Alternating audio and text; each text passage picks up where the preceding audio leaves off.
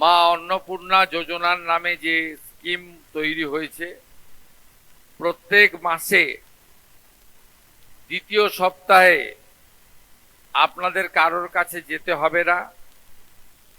10 থেকে 15 তারিখের মধ্যে প্রত্যেক মাসে আপনাদের অ্যাকাউন্টে টাকা এসে যাবে এবং কোনো টেকনিক্যাল সমস্যা থাকলে আপনারা স্থানীয় মহিলা মোর্চার নেতৃত্বর সহযোগিতা নেবেন এবং উত্তর কলকাতার 60টি ওয়ার্ডে এই অন্নপূর্ণা যোজনা বাহিনী আপনারা নিজেদের মধ্যে একটা গ্রুপ তৈরি করে নেবেন সংগঠনের মতো, যাতে আগামী দিনে মহিলার অধিকার এবং মহিলাদের উপর কোনো রকমে অত্যাচার অবিচার হলে আপনারা মা বোনেদের পাশে দাঁড়াতে পারেন এবং টুকরে টুকরে গ্যাং যারা দেশের মধ্যে থেকে দেশকে দুর্বল করতে চায়, আমাদের স্বদেশ প্রেম জাতীয়তাবাদে আঘাত করতে চায়, তাদের বিরুদ্ধে আপনারা মা মাতঙ্গিনী হাজরার মতো অথবা রানী রাসমণির মতো অথবা রানী শিরোমণির মতো অথবা বীণা দাসের মতো অথবা প্রীতিলতা ওয়াদ্দেদারের মতো আপনারা আগামী দিনে বীরাঙ্গনার ভূমিকা নেবেন।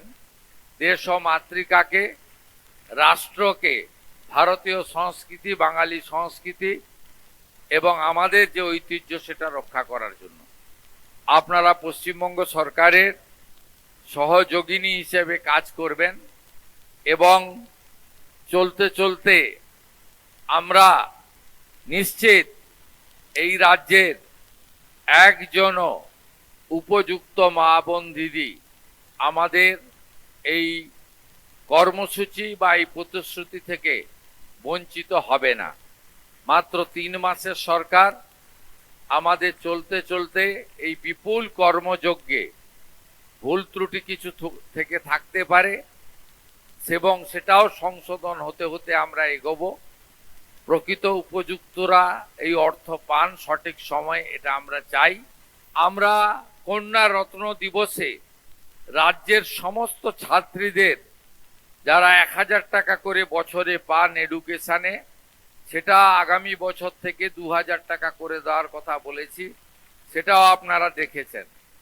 আপনারা দেখেছেন আমাদের আইসিডিএস আশা কর্মীদের আমরা 1 লাফে 5000 টাকা আমরা বেতন বৃদ্ধি করেছি।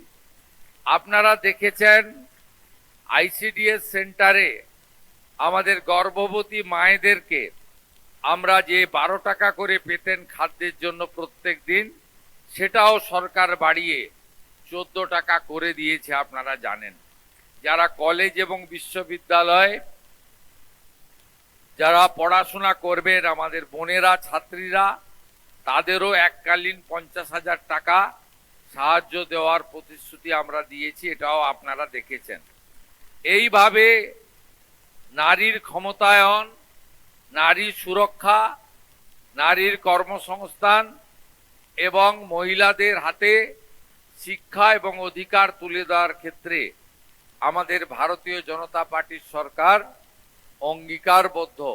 এটা আপনাদের কথায় নয়, কাজের মধ্য দিয়ে কিছুটা প্রমাণ করেছি। আগামী দিনে অনেক লম্বা সময় পড়ে রয়েছে এই সরকারের, এই সময়কালে আমরা সেটা পূরণ করে দেখাবো। নারী সুরক্ষার ক্ষেত্রে দুর্গা স্কোয়াড তৈরি হয়েছে। আগামী দিনে মহিলা পুলিশে মাতঙ্গিনী হাজরা এবং রানী রাসমণির নামে 2টি ব্যাটালিয়ন তৈরি হচ্ছে। প্রত্যেক থানায় মহিলা ডেস্ক করা হয়েছে এবং আগামী মহালয়ার দিন, যেদিন মাতৃপক্ষ শুরু হবে, আপনারা দেখবেন সেদিন আমরা 112 চালু করছি। 112টা কি? সেটা হলো নারী সুরক্ষার ক্ষেত্রে বা কোনো রকম নারীর উপর অত্যাচারের ক্ষেত্রে আমাদের সাধারণ আইন শৃঙ্খলার প্রশ্নে আপনি যদি উত্তরপ্রদেশ, গুজরাটে যান, পুলিশ 6 মিনিটে রেসপন্স করে। মানে থানায় ফোন আসার পরে বা কন্ট্রোল রুমে, এখানে পশ্চিমবঙ্গে তৃণমূল এত খারাপ করে দিয়েছে, ফোন আসার 3 ঘন্টা পরে পুলিশ যায় গড়ে অ্যাভারেজ। আমরা প্রত্যেক থানাতে ধীরে ধীরে এখন একটা করে গাড়ি দিয়ে শুরু করছি। আমাদের 650-এর বেশি থানা রয়েছে। পরে আমরা ইউপি, গুজরাট, মহারাষ্ট্রের মতো আরো গাড়ি বানাবো, যাতে দ্রুততার সঙ্গে পুলিশের সহযোগিতা মহিলারা পায়, সেটা আমরা করব। আপনারা নিশ্চিন্ত থাকুন, আমাদের মা বোনেদের সম্মান রক্ষা করে তাদের স্বার্থে এই সরকার কাজ করবে।